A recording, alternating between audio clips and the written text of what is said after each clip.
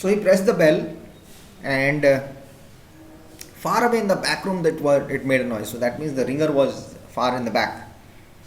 And then at once the door swung open, and a woman was standing there. It made him jump, get scared. The bell is ringing at the back, and the door opens immediately. She was about 45 or 50 years old, and the moment she saw him, she gave him a warm welcome smile. "Please come in," she said pleasantly. Billy found himself automatically starting forward. When someone greets you properly, you automatically like it. "I was wondering about a room. It is all ready for you, my dear," she said. She had a round pink face and a very gentle blue eyes. "How much do you charge?" 5 and 6 pence a night, including breakfast. It was fantastically cheap. It was less than half of what he had been willing to pay. She seemed terribly nice. Billy took off his hat and stepped over the threshold, where there were no other hats or coats in the hall. "We have it all to ourselves," she said, smiling at him over her shoulder as she led the way upstairs. "It's all ours. You give it for rent. It's all to yourselves. There's no one else here." People in abroad, when you go inside a house, generally shoes are not opened. Sometimes you open shoes, and there's a place to open your shoes, and then you hang your coat or your cap or your umbrella, and there's a threshold. You hang it there, then you walk in. Houses are generally warm. "But I am always ready. Everything is always ready day and night in this house, just on the off chance that an acceptable young gentleman will come along. We are always ready. Even though people come and go, and even if there is no one, we are always ready for if anyone is coming in, we'll be ready to serve." She was halfway upstairs, and she paused with one hand on the stair rail, turning her head and smiling down at him with pale lips. "Like you," she added, and her blue eyes travelled slowly all the way down the length of Billy's body to his feet and then up again. "We wait for you. We are ready for people like you, And she looked at him from up and down with a smile and a pale face look, giving the shivers. Something odd. "Here's your room. I hope you will like it." She took him into a small but charming front bedroom, switching on the light as she went in. "Very well then, I will leave you now so that you can unpack. But before you go to bed, would you be kind enough to pop into the sitting room on the ground floor and sign the book?" Now the fact that his landlady appeared to be slightly off the rocker. Off the rocker means she was quite different, eccentric type, not normal. Didn't worry Billy in the least. It didn't mind. Okay, people are like that. So many kind of various peoples. After all, she not only was harmless, there was no question about that, but she was also quite obviously a kind and generous soul. So a few minutes later, after unpacking his suitcase and washing his hands, he trotted downstairs to the ground floor. The fire was glowing in the hearth, and the little dachshund was sleeping soundly in front of it. He found the guest book lying open on the piano. So he took out his pen and wrote down his name and address. There were only 2 entries above his on the page. 2 people had only come, when you see the register, the hotel register or the guest house register. One was Christopher Mulholland from Cardiff. The other was Gregory W. Temple from Bristol. That's funny, he thought suddenly. Christopher Mulholland? It rings a bell inside his head. Who is this guy? Now, where on earth he had heard that rather unusual name before? As a matter of fact, now he came to think of it, he wasn't at all sure that the second name didn't have almost as much of a familiar ring about it as the first. First one is drinking in his head. What is this all about? But the second one is okay, fine. I don't know. But the first one is something is ringing. Gregory Temple, he said aloud, searching his memory. Christopher Mulhand. Okay. Such charming boys, a voice behind him answered. And he turned and saw his landlady sailing into the room with a large silver tea tray in her hands. They sound somehow familiar, he said. I think I've heard their name somewhere. They do. How interesting. I am almost positive I've heard those names before somewhere. Isn't that odd? Maybe it was in the newspapers. They weren't famous in any way, were they?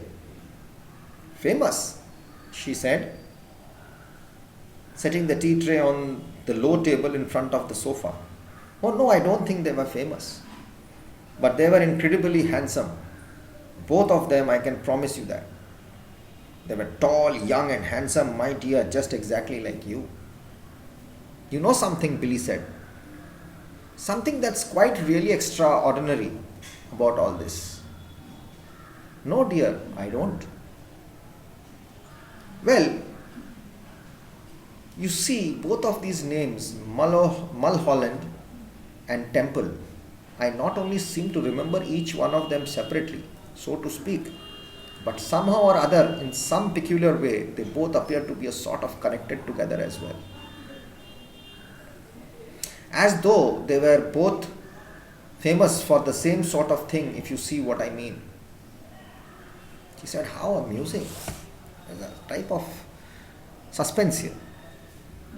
She said, but come over here now, dear, and sit down beside me on the sofa. I'll give you a nice cup of tea and a ginger biscuit before you go to bed. I am almost positive it was in the newspapers I saw them, Billy said. I think of it in a second. I'm sure I will. There is nothing more tantalizing than a thing like this that lingers just outside the borders of one's memory. He hated to give up. You know that sometimes, you think about something, you have the answer or you know that who that person is, but you're not able to recollect. That feeling inside. You know the name, you know something is there, but you're not able to detect it or not able to solve that issue right at that. That's a tantalizing feeling, irritating, it's quite.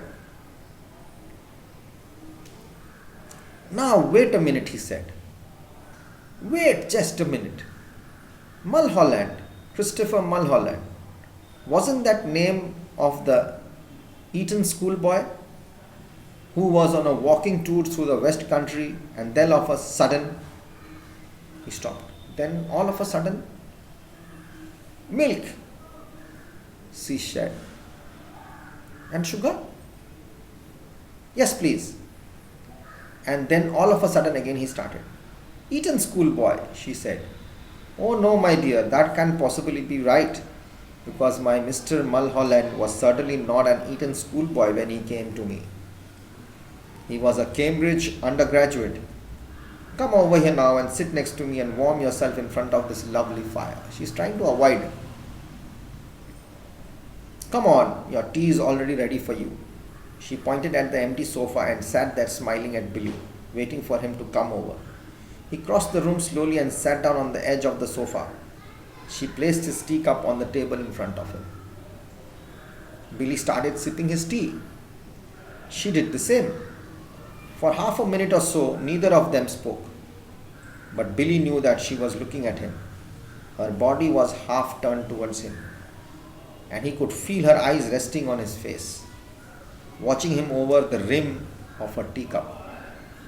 Now and again, he caught a whiff of a peculiar smell that seemed to come out directly from her person. It was not in the least unpleasant, and it reminded him, well, he wasn't quite sure what it reminded him of, pickled walnuts. new leather, or was it just the corridors of a hospital? That smell, medicine type smell. At length, she said, after a long time, Mr. Mulholland was a great one for his tea. Never in my life have I seen anyone drink so much tea as dear sweet Mr. Mulholland. I suppose he left fairly recently, Billy said. He was still puzzling in his head about the two names. Where have I known about them? He was positive now that he had seen them in the newspapers in the headlines. Left, she said, arching her brows. Left? But my dear boy, he never left. He is still here. Mr. Temple is also here. They are on the fourth floor, both of them together. Billy set his cup down slowly on the table and stared at his landlady. She smiled back at him, and then she put out one of her white hands and patted him comfortingly on the knee.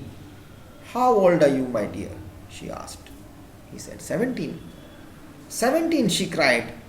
Oh, it's the perfect age. Mr. Mulholland was also 17. But I think he was a trifle shorter than you are.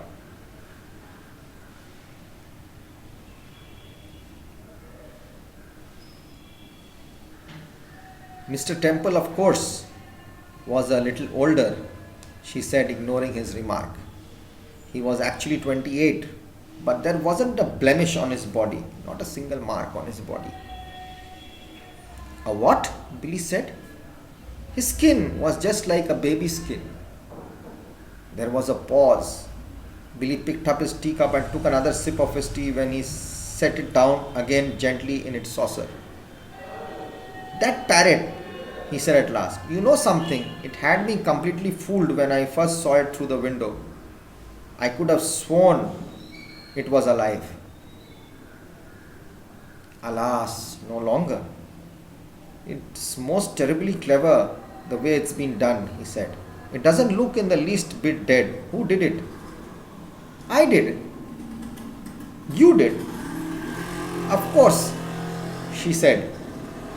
And have you met little Basil as well? She nodded towards the Dachshund, curled up so comfortably in front of the fire. Billy looked at it, and suddenly he realized that this animal had all this time been just as silent and motionless as the parrot. They were looking so real, all stuffed animals. Good gracious me, he said. How absolutely fascinating.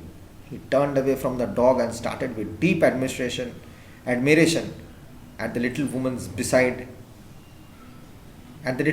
beside him on the sofa. It must be most awfully difficult to do a thing like that. Not in the least, she said. I stuff all my little pets myself when they pass away. Will you have another cup of tea?